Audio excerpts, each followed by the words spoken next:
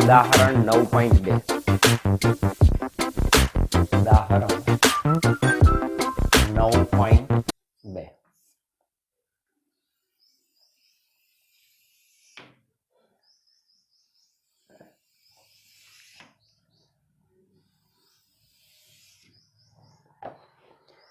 3 millimetre જેટલો સમાન વ્યાસ ધરાવતા છેડાથી છેડા સાથે જોડાયેલા તાંબા અને સ્ટીલના તારની લંબાઈ અનુક્રમે 2.2 મીટર અને 1.6 મીટર છે.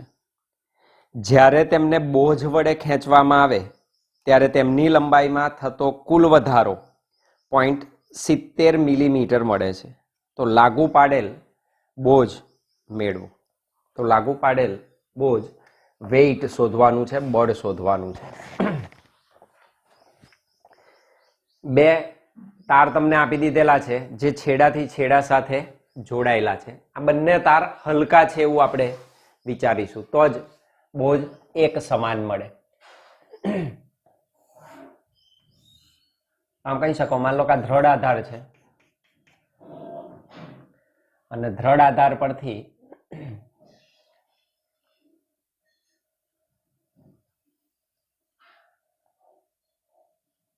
ધારો કે આ સૌથી પહેલો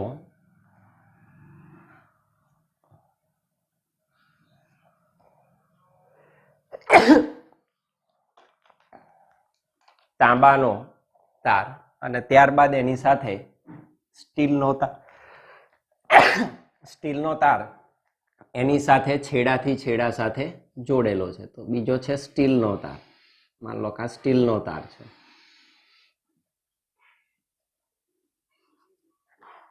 આ સ્ટીલનો તાર, ઉપર એ તાંબાનો તાર. બંનેના વ્યાસ સમાન છે અને એના છેડે આપણે બોજ લાગુ પાડેલો છે. અહીં આગળ એક સમાન બોજ લાગુ પાડેલ છે તો એની લંબાઈમાં વધારો થાય. અહીં આપણે બોજ લાગુ પાડેલ છે તો એની લંબાઈમાં જે કંઈ સૂક્ષ્મ ફેરફાર થાય, માન લો કે લંબાઈનો વધારો કુલ, તો ઉપર તમને આપી દીધેલો છે તાંબાનો તાર અને બીજો સ્ટીલનો તાર. તો આ છે તાંબાનો તાર.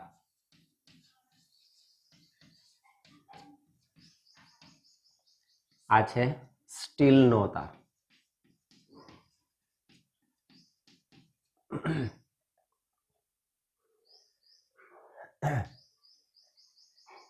તાંબાના તારની લંબાઈ આપી દીધી, એને આપણે કહી દઈએ ઓરિજિનલ લેન્થ. તાંબુ એટલે કોપર એટલે સી લખી દે, LC લખીએ. અને આ છે સ્ટીલનો તાર તો એને લખી દે LS. સ્ટીલના તારની લંબાઈ.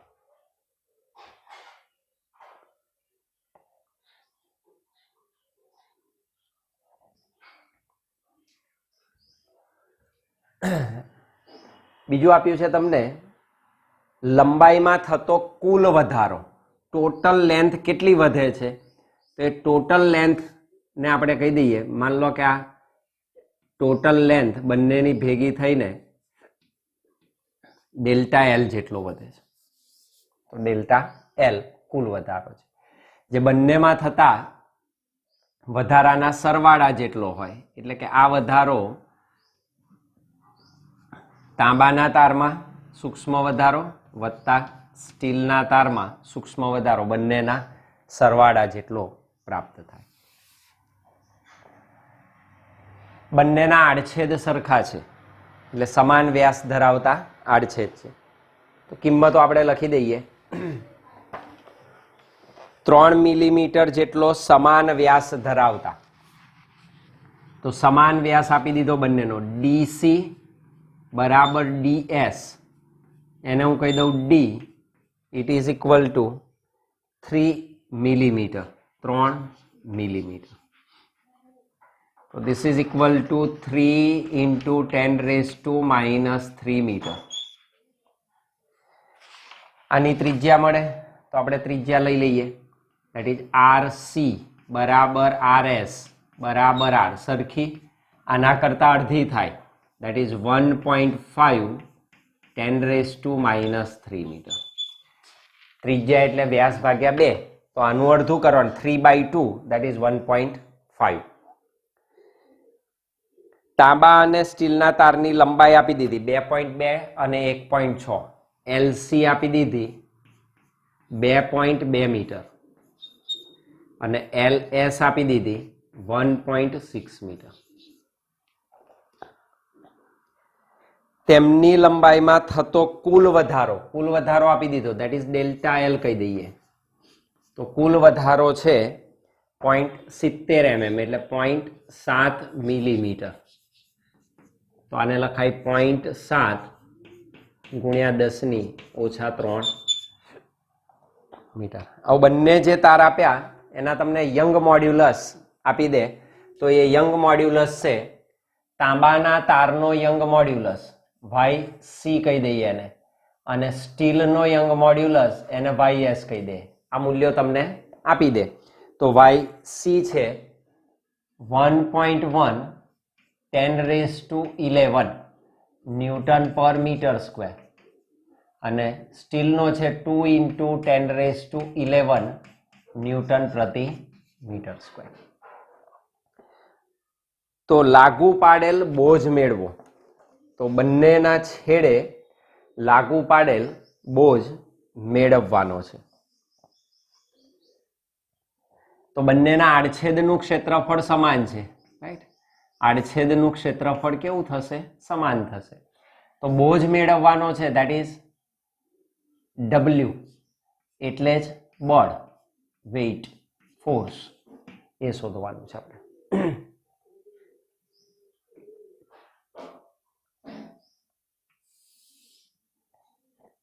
તો યંગ મોડ્યુલસ આવે એટલે યંગ મોડ્યુલસના સૂત્રનો આપણે ઉપયોગ કરવો પડે.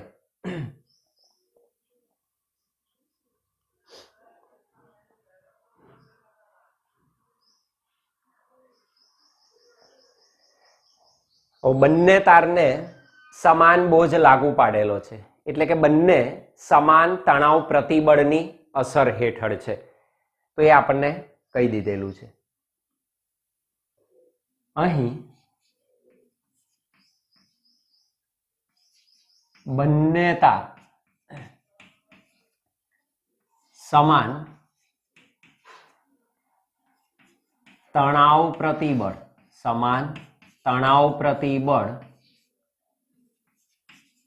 હેઠળ છે. તેમને લાગુ પાડેલ બોજ એક સમાન છે તથા આડછેદનું ક્ષેત્રફળ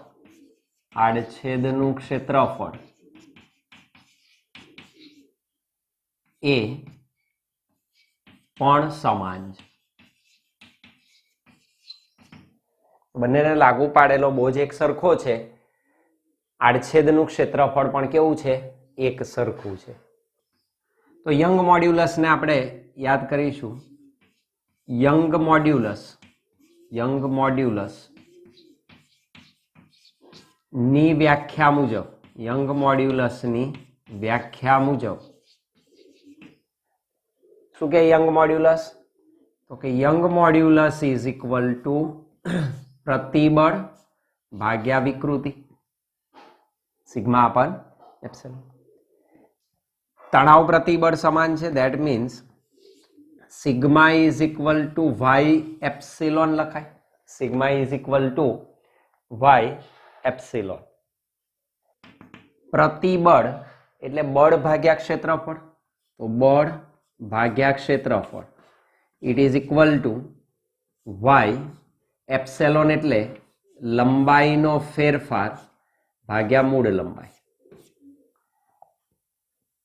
પણ બોજ સમાન છે, એપ સરખો છે, ક્ષેત્રફળ પણ કેવું સમાન, ડાબી બાજુ બંને માટે સરખી છે. અહીં આપણે આ લખી દઈએ તમને બોજ કયું છે વેઇટ, એટલે આપણે એની જગ્યાએ ડબલ્યુ લખીશું. એફ લખો તો પણ ચાલે. W upon A is equal to Y delta L upon L. આ સરખું છે. That is number 1. આ સમાન છે. નંબર 1. આના ઉપરથી આપણને બે સમીકરણ મળે, એક તાંબાના તાર માટે, બીજો સ્ટીલના તાર માટે. ડાબી બાજુ બંને માટે કેવી છે? એક સમાન છે. તો ડાબી બાજુ બંને માટે એક સમાન પ્રાપ્ત થાય. નીચે આપણે લખી શકીએ તાંબાના તાર માટે, તાંબાના તાર માટે શું લખીશું કે W upon A is equal to YC, C is for copper, into delta LC divided by LC. સંજ્ઞા મૂકી દીધી. એ જ રીતે સ્ટીલના તાર માટે, સ્ટીલના તાર માટે that is W upon A, it is equal to YS into delta LS upon LS. This is number 2, this is 3. આપણે W શોધવાનું છે, પણ એ પહેલા આપણે શોધવું પડશે બેમાંથી એકની કિંમત. બંને તારમાં ડેલ્ટા એલસી કે ડેલ્ટા એલએસ માં કેટલો ફેરફાર થાય છે, આ પ્રત્યેક કેટલા વધે છે સૂક્ષ્મ ફેરફાર, એ મારે શોધવો પડે. એની કિંમત આમાં મૂકી દઈશું તો આપણને મળી શકે. તો સૌથી પહેલું કામ કરીશું, 2 અને 3 ની ડાબી બાજુ સરખી છે તો બંનેને સરખાવતા. સમીકરણ 2 અને 3 સરખાવતા. બંનેને આપણે સરખાવી દઈએ. તો સમીકરણ 2 અને 3 ની સરખામણી કરતા આમ લખાય YC into delta LC upon LC is equal to YS into delta LS upon LS. આ બેને શોધવું છે તો એનો હું ગુણોત્તર લઈ લઉં. that is delta LC અને આને હું છેદમાં લાવી દઉં. delta LS is equal to, બાકીનું બધું આ બાજુ લઈ જઈએ તો અહીં YS છે, YC છેદમાં આવે તો અપન YC, LC છેદમાં જ છે, અહીંયા આગળ અંશમાં જશે અને LS છેદમાં આવે તો LC અપન LS. આ કિંમતો આપણને ખબર છે 4 એ 4, તો એ 4 એ 4 કિંમતો આપણે મૂકીને સાદું રૂપ આપીએ તો એક કિંમત મળશે. કિંમતો મૂકતા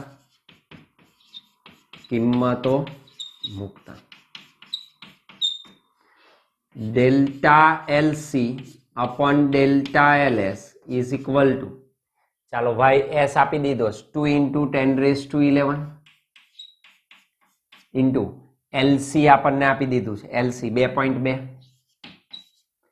divided by delta LS માટે YC છેદમાં છે તો YC એટલે 1.1 into 10 raised to 11 into LS એટલે 1.6. આને ઉડાડી શકાય, 2 વડે મલ્ટીપ્લાય થાય.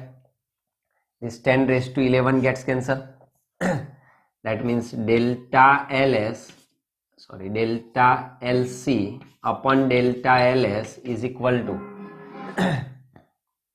2 દુ 4 અને આ 10 ઉપર આવે તો 2 દુ 4 અને 10 ઉપર divided by 16 તો 16. this is equal to 2.5. તો delta LC upon delta LS નો ગુણોત્તર 2.5 પ્રાપ્ત થાય. Delta LC upon delta LS is equal to 2.5. આ એક આપણને કિંમત મળી. That is number 4.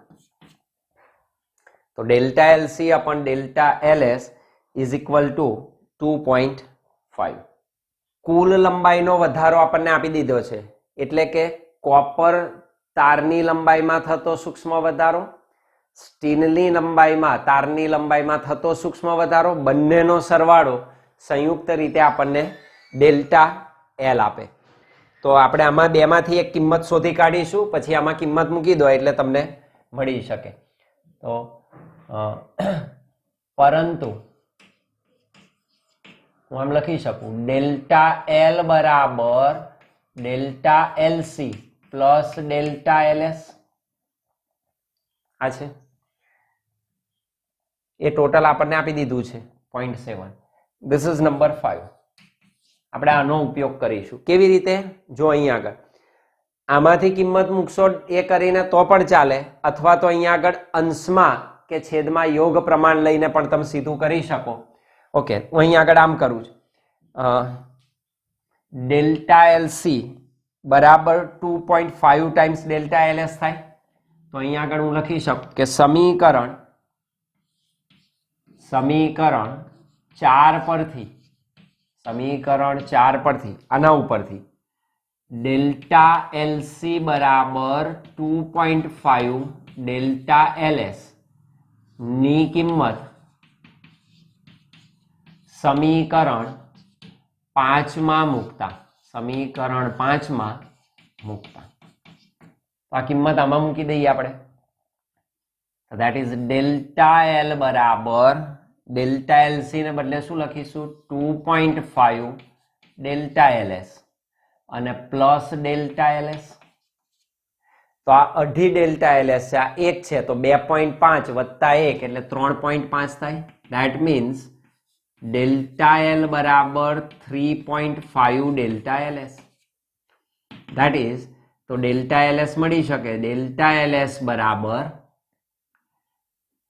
Delta L અપન 3.5. તો this is equal to delta L આપ્યા છે 0.7 મિલીમીટર. ધેટ ઇઝ 0.7 ગુણ્યા 10⁻³ ડિવાઇડેડ બાય 3.5.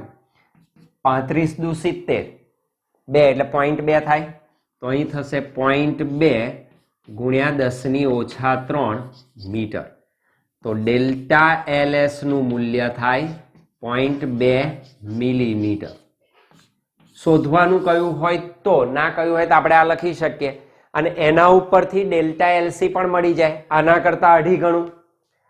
ના શોધો તોય ચાલે પણ લખી રાખીએ કે ડેલ્ટા એલસી બરાબર કેટલું થશે તો કે 2.5 ઇન્ટુ 0.2 તો 25 દુ 50. that is equal to 0.5 millimeter. તો 0.5 plus 0.2 that is 0.7 millimeter. તો બંનેની સ્વતંત્ર લંબાઈમાં થતો સૂક્ષ્મ વધારો આપણે શોધી કાઢ્યો. હવે કશું કરવાનું રહેતું નથી. આ બેમાંથી કોઈ એકમાં તમારે કિંમતો મૂકી સાદુરૂપ આપીને W શોધવાનું છે. તો હવે આપણે એને કેલ્ક્યુલેટ કરી દઈએ. ચાલો, તો ડેલ્ટા એલએસ અને ડેલ્ટા એલસી ની કિંમતો મળી ગઈ. બેમાંથી 2 કે 3 માં બેમાંથી કોઈ એકમાં આપણે કિંમત મૂકીને સાદુરૂપ આપીએ. જો ધારો કે હું સમીકરણ 2 નો ઉપયોગ કરું. સમીકરણ 2 પરથી W upon A is equal to YC delta LC upon LC. મારે W શોધવો છે તો W is equal to A ને આ તરફ લઈ જાઓ YC delta LC into A divided by LC. હવે આડછેદનું ક્ષેત્રફળ વર્તુળાકાર છે એટલે πr² લખાય. તો આને બદલે હું πr² લખીશ. તો W બરાબર YC delta LC πr² divided by LC. That means this is equal to copper નો યંગ મોડ્યુલસ 1.1 10⁻11. ડેલ્ટા એલસી નું મૂલ્ય મળ્યું 0.5 mm ને લખીએ મીટરમાં ફેરવીને લખવાનું 0.5 10⁻³ ઇન્ટુ પાઈ એટલે 3.14 ગુણ્યા r² ત્રિજ્યા 1.5 નો વર્ગ ગુણ્યા 10⁻³ નો વર્ગ 10⁻⁶ divided by this is equal to divided by LC. તો તમને મૂળ લંબાઈ આપી હતી કોપરની 2.2. this is 2.2. this gets cancelled. this is 2 and this is equal to અહીં થશે 2.5 0.25 તો અહીં આગળ ઉડશે 0.25 તો 0.25 ગુણ્યા 3.14 ગુણ્યા 1.5 નો વર્ગ એટલે 2.25